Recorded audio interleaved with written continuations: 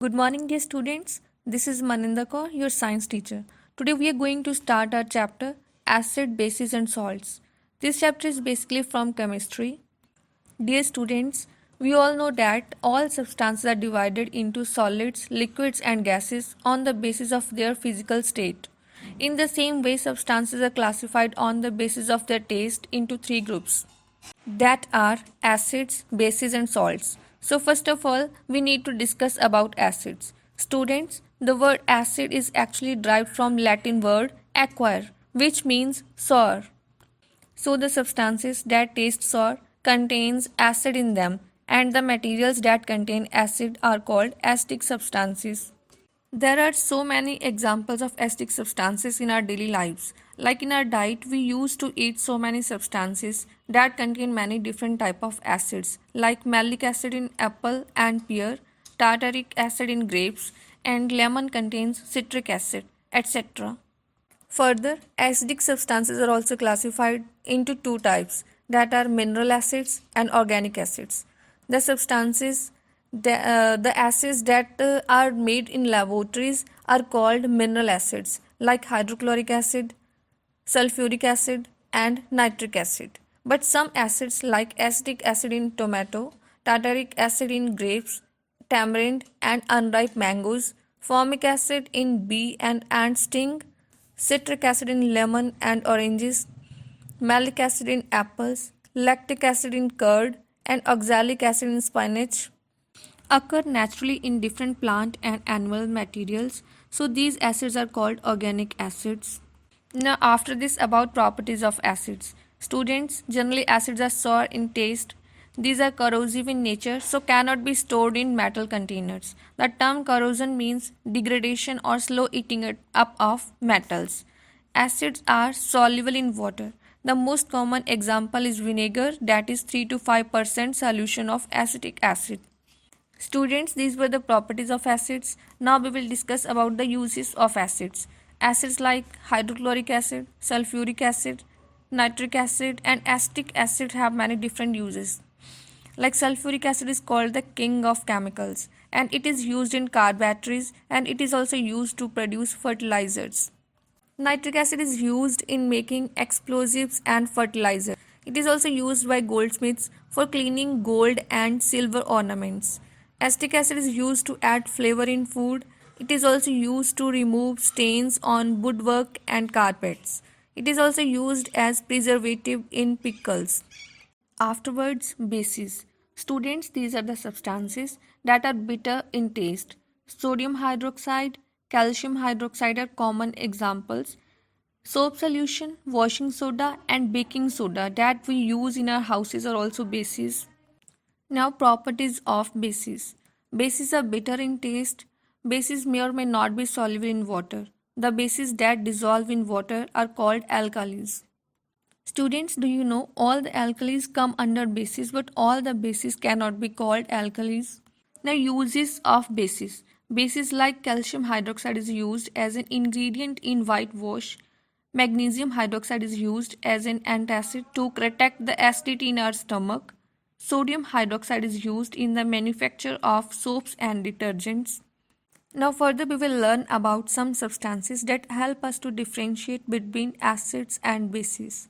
So the substances which show a change in color when brought in contact with different acidic and basic substances are called indicators. Students, indicators are of two different types, that are natural and synthetic. Firstly, natural indicators. These can be found naturally in different plants. Some common examples of natural indicators are red cabbage, turmeric, grape juice, turnip skin, curry powder, cherries, beetroots, onion and tomato, etc. But the most commonly used natural indicators are turmeric, litmus, and China rose petals. Students, China rose indicator is extracted from China rose petals. It gives dark pink color when reacts with acids and green color with bases. Now litmus. It is extracted from lichens. Already you all know that lichen is a symbiotic association between two organisms that are fungi and algae. It is present in the form of solution or paper strips of two different colors that are blue and red. Generally, acids turn blue litmus paper red and bases turn red litmus paper blue. For example, lemon juice is having acetic acid, so it turns blue litmus paper red, and baking soda turns red litmus paper blue, so it is a base. Afterwards, turmeric. It is a yellow colored compound. It remains yellow with acids and turns to pinkish red when reacts with bases. Well, this was all about natural indicators. Now we need to discuss about synthetic indicators. Dear students, synthetic indicators are made in laboratory. These do not occur naturally. Phenolphthalein and methyl orange are the most commonly used synthetic indicators. Generally, phenolphthalein is colorless and it remains colorless in acidic solutions, and it gives pink color with bases like sodium hydroxide and potassium hydroxide, etc. Similarly, methyl orange is originally orange in color. It gives red color with acids like hydrochloric acid, and it turns yellow in basic medium.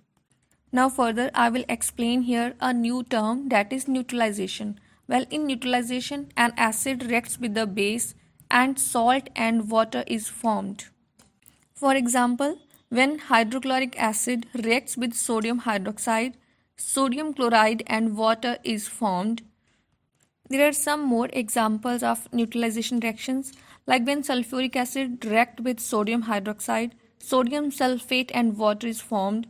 In the same way, when hydrochloric acid reacts with potassium hydroxide, potassium chloride and water is formed. So these were these all reactions were the examples of neutralization reaction. Now I will make you familiar about two different type of the reactions, that are endothermic reactions and exothermic reactions. In case of endothermic reactions, energy is absorbed from the surroundings, and photosynthesis is the most common example of endothermic reactions, as energy is absorbed to make food from the surroundings. But in case of exothermic reactions, energy is released into the surroundings. The most common type of example of exothermic reaction is respiration, in which glucose is broken down into carbon dioxide, water, and heat energy is released. Another most common example of exothermic reaction is neutralization reaction. When hydrochloric acid reacts with sodium hydroxide, a salt is formed and energy is released. Along with the formation of sodium chloride and water, heat energy is released into the atmosphere. So this reaction is known as exothermic reaction. Due to the evolution of heat, the reaction mixture becomes warm in this condition. Well, in this class we have done about properties and uses of different acids and basic substances. Rest of the chapter will be done in the next class. Watch this video carefully and solve the worksheet. Thank you. Have a good day.